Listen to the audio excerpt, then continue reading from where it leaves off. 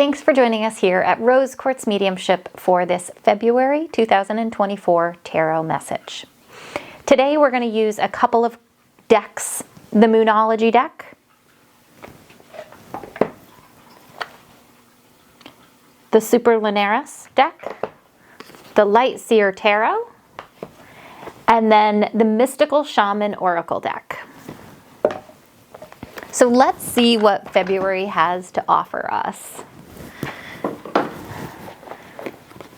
If you watch my videos, you know that for me, as I shuffle the cards, there's always a message in the way that the cards feel.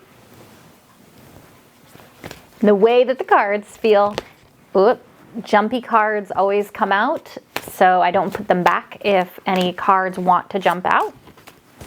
I will say that as I'm shuffling initially, the sensation that I'm already getting is that the month of February might feel intense. It might feel like it's coming in hard and hot, and that's not a bad thing.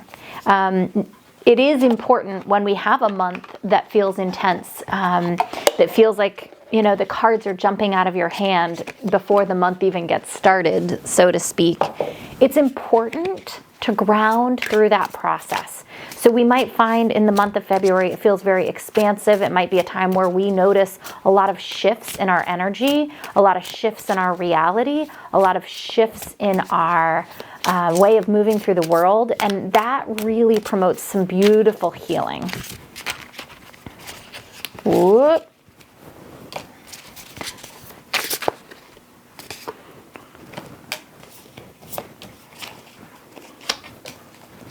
All right, I did have a card fall, so I am going to get that. And I will say that the card that fell and was on the floor was the Death and Rebirth, and that one popped out pretty intensely for me. So I'm excited to really feel into that card. Well, all right, we're going to see which of these ones wants to come out. All right, that one. All right. I am noticing that my lungs are feeling very present to me as I'm doing this reading. You guys know that I'm a huge believer that my body is the best divination tool that I will ever own.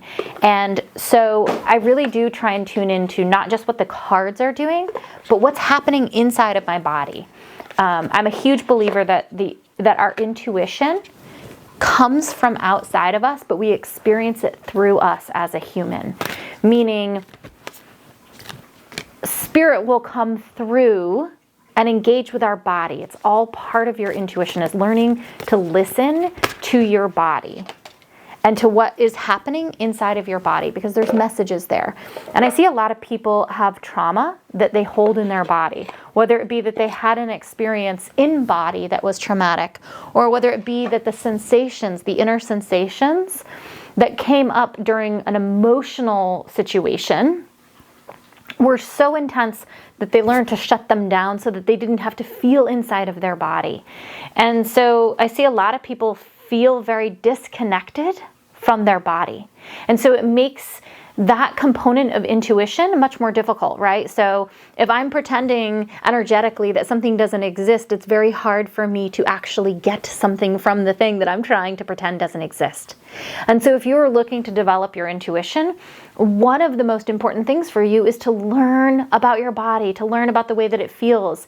And before you do that, you might actually need to heal some trauma that prevents you from being in and with your body. So I hope that message makes sense to some of you guys. All right, so let's see what we have here in the month of February 2024. So the Death and Rebirth card came out, and that one was very jumpy, popped right out. And the first thing that I'm going to say is that I feel And I will say that I'm noticing my hands are shaking. I feel a lot of intense energy moving through my body.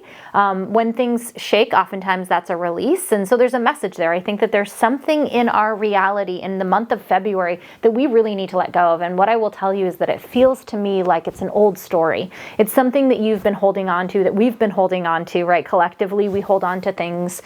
It feels like a story that we've been holding on to that just doesn't serve us. And I think in the month of February, we're going to have the opportunity to let that story go, to recognize that it's an old story, one that doesn't serve us, one that's not in alignment with where we're going and what's happening in our reality. But here it is just kind of holding us down and blocking us from stepping into the reality that we want to be in. And so I think in the month of February, we're going to be presented with an opportunity to let it go. And we get, and I really want to bring the awareness to the word get, you get the right to make that choice or not, right? So when things come up in our reality that don't serve us, that we're not wanting in our future, we get the opportunity to release it or to continue to engage with it. And if we don't want to continue to engage with it, we have to start asking ourselves, why am I engaging with it to begin with? Why do I have an emotional attachment to whatever this story is? Right? And that can be a hard thing for us. Oftentimes as humans, we like to think that we are not emotionally attached to something that we don't want in our reality. But the reality is that if we're experiencing it in our reality, we have some form of emotional attachment to it. So the sooner that we can get past that egoic thought pattern of I'm not emotionally attached to this, and we just start getting on with what it is that we are attached to in this story. Right? Maybe the story that we're holding keeps us in a victim position. And the thing that we get from being in a victim position is external validation. People tell us all day long how sorry they are for us. And that actually feels good to us. It feels like we're being seen. And my question is there a better way or a different way for you to feel seen that doesn't put you in a victim position? And so that's what I'm talking about when I say, look at the stories. And look at what you are gaining from holding that story. Because there's something that feels beneficial to you, subconsciously or consciously. Oftentimes it's subconsciously. And so really exploring in meditation, why am I so emotionally attached to this story? Why can I not let it go? And in the awareness of why it is that you have the attachment, you will find the ability to release it. So really be with these stories. In the month of February, if a story comes up and it presents you with the opportunity to look at whether or not you want to hold on to that story, or if you're really ready to let it go, you have to get brutally honest with yourself. And you have to ask yourself, why am I emotionally attached? What am I getting out of having this story? And that's an uncomfortable thing to do. We have the 10 of Pentacles in the reverse position. So there is a lot of happiness, there is a lot of balance, there is a lot of connection that is going to come after this death and rebirth. So as we step into this new energy in the month of February, it is going to bring a lot of things into balance around home and around career, in my opinion, or purpose. There's a reminder to really sit in your personal power. And what I will say is that I'm feeling the need for silence in the month of February. So maybe carve out some time to be quiet with yourself. Find moments of silence where you can really be with you, right? With that death and rebirth card we looked at, being brutally honest with ourselves. And that doesn't happen while we're distracted. It doesn't happen while we're engaging with a bunch of other people and a bunch of other energy. It happens when we're in silence with ourselves. And so there's another little nudge there to carve out time to be in silence with yourself. And then there is going to be something in the month of February where we have the opportunity to celebrate or not. And what I would encourage you to do is celebrate. It feels like there's some resistance. It feels like there's a part of you that doesn't feel worthy of celebrating. And what I would encourage you to do in the month of February is really, really celebrate things that are going well in your reality, right? So I'm a huge believer of law of attraction. So where our attention goes and the energy that we're putting out into the world, the vibration that we're putting out into the world, we get back in experiences and people and things. And so the more that you celebrate, the more that you're going to be in that vibration. I see a lot of people really want a different reality, but then focus on the negative. try shifting your awareness to the positive, right? So I'm taking a course, and one of the things that the facilitator who is facilitating this course said that has really kind of rattled around in my energy field in lots of different ways is, are you playing to win, or are you playing to not lose? And there is a huge difference between those two. When you move into a situation, when you move into an energy, are you doing it from a place of wanting to win, or are you doing it from a place of not wanting to lose? Sit with that question. Be with that question. And if it feels like it went over your head, breathe into that question. Be with it. All right, we are going to have... Oh, and I will say that I watched the Devil card pop out in the other deck too. Not pop out, but my awareness really came to it as I was shuffling, and I almost pulled it out. So I love the fact that it came out in this card. So we may see, and I think that this goes along with this death and rebirth. So I'm just going to hold them up together. I think that we may, as we are looking at this story that no longer serves us, we might have to look at some of our behaviors that are not serving us, that feel like they're associated with this thought pattern, with this mindset, with this story that we're holding, this truth that we're holding inside of us. And this may be something that we really need to look at, some of our lower vibration behaviors. So how are you engaging with yourself, right? Are you noticing that there is the desire to distract through substances, through gambling, through sex, through different forms of energy that can feel very fun to be in, but likely isn't in alignment from a health standpoint for you? Okay. Let's see what else we got here. There's a reminder to, and this feels like it's just in the same line of thought. I love when this happens. So the Two of Wands, this is a real encouragement to really see what is out there. What does this life, what does this human experience have to offer you? Right? Sometimes we get in a spot where we are so pigeonholed into the reality that we've created that we forget to zoom out and take a look at everything that this human experience has to offer us.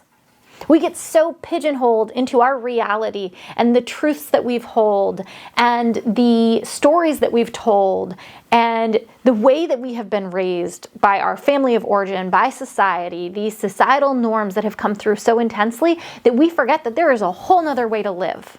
And you get the opportunity to live any way that you want to live. You get the opportunity to live any way that you want to live. All right, so there is a reminder to stand in your power. And this, it really has to do with taking action, right? So there might be something in the month of February where you feel resistant or blocked around taking action. And the encouragement is to really, really take action. Stand in your empowerment, stand in your power, and be with what is true for you and where you want to go in this human experience. And that is going to take courage. It's going to take courage. It feels like the month of February could be this really beautiful reset button for us. And I'm really, really excited about that. All right, our manifesting card from the Moonology deck is focus on the positive. And that's going along with what we were talking about earlier, where we get the right to choose how we want to engage with something. How do you want to look at the experiences that you are having? Do you want to view them through a lens of being a victim? Do you want to extract the lesson out of an experience and then let go of the rest of the experience so that you're not carrying it around as trauma? Focus on what puts you in the vibration of where you want to go. I watch so many people say that they want to be over here, but all of their reality is over here. And they're not doing anything, they're not changing their behavior to put them in the vibration over here. So if you want this reality, you have to start looking at why are you behaving in this reality? And what do you need to do to shift it so that you can get where you want to go? It's actually not that hard. It can feel like it is really hard. But the reality is it's in the little things in life. How do you brush your teeth? What do you eat for breakfast? What clothes do you wear? How do you hold your body as you walk through your reality? How do you speak to yourself and to others? It's in the little things all day long. We are creating our reality. We create our reality on repeat every single day. And if you don't like your reality, you have the personal empowerment to change it. The Curse is our card for the Mystical Shaman Oracle deck. And I'm going to read this to you. I absolutely love, love, love this deck. Hold on, let me get it, and then I'll put it back up again. This is such a neat card, by the way. The Essence. The curse refers to the limiting stories of our ancestors and the karma from former lives that preordains the events of this life. It is the source of negative patterns, and it can show up as disease, a destructive force, or a blockage on our creative energy. The curse holds us hostage to the false stories that we confuse for reality. Recognizing the original wound that is playing out in our life can heal it. If that isn't exactly what we talked about earlier, I don't know what is, right? So this is the self-limiting thought. This is the death and rebirth. And I love that this is the card that came out. I didn't even know which one came out. The Invitation. It is time to recognize the source of your limitations. Did your grandparents live with a mindset of scarcity? Did you inherit genes from heart disease? Were you a slave or a master in a past life? This karmic legacy is ready and waiting to be seen, to be untangled, and to be released. Honor the players and their stories. Forgive everyone and everything. Craft a new course, a new life course for yourself. The Medicine. Be aware of your actions. Act with impeccable intention so as not to create a debt or karma that sooner or later someone has to pay. What you do to others, you also do to yourself and to people you love the most. Now you have the opportunity to clear it up. I want to read that line one more time.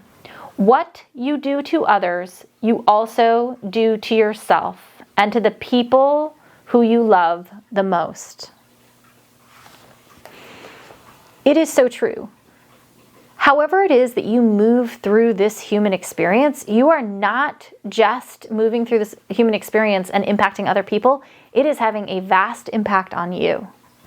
So if you are moving through the day and you are encouraging people and you are mirroring back the beautiful things that you see in people, that is going to happen in your reality too. And if you are moving through the world in a combative, angry, agitated way, you're treating yourself like that too. And if you're treating yourself like that, don't you wonder if your reality is reflecting it? So if you want to change your reality, change the way that you engage with the world. And there will be a shift in your reality. We really appreciate you being here with us at Rose Quartz Mediumship. Hope you enjoyed this tarot message. If you don't follow us on social media, feel free to check us out, Rose Quartz Mediumship. We have a blog that comes out twice a week, a podcast that comes out once a week, and monthly tarot and metaphysical videos.